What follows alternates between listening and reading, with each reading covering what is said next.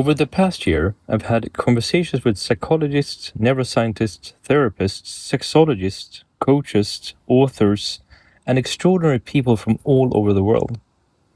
At first, I thought I was collecting interviews. Looking back, I realized I was collecting pieces of a much bigger puzzle. What surprised me the most was that they weren't really talking about different things. Each of them was describing a different part of the same underlying architecture. An architecture that shapes how we connect with ourselves, with each other, and ultimately with the world around us. That realization became the architecture of human connection. It rests on 5 foundations. The first is safety. Not just physical safety, but emotional safety, psychological safety, nervous system safety. Because without safety, we don't become more open. We become more protective. And when protection becomes our default state, intimacy becomes almost impossible. The second is attraction. Most people think attraction is simply chemistry. I don't. Attraction is intellectual, emotional, physical. It's curiosity. It's aliveness.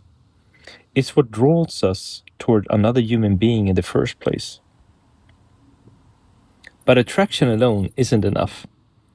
The third foundation is shared values and shared vision.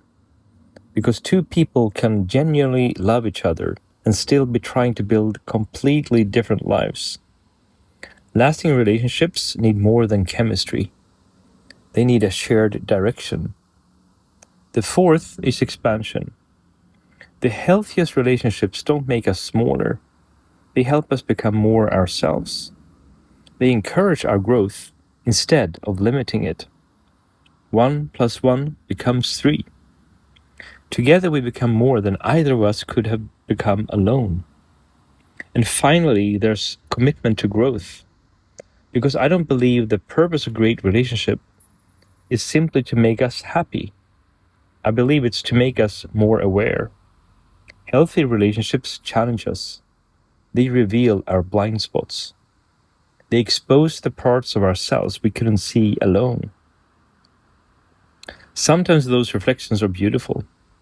Sometimes they're uncomfortable. Both are opportunities to grow. The more I reflected on these conversations, the more I realized these principles extend far beyond romantic relationships. They shape our friendships, our families, our workplaces, our communities, even society itself. That's why I no longer think that this is simply a framework for better relationships.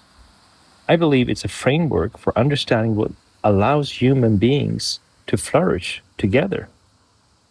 If you ever wondered what 34O is really about, this series is probably the closest I've come to putting it into words.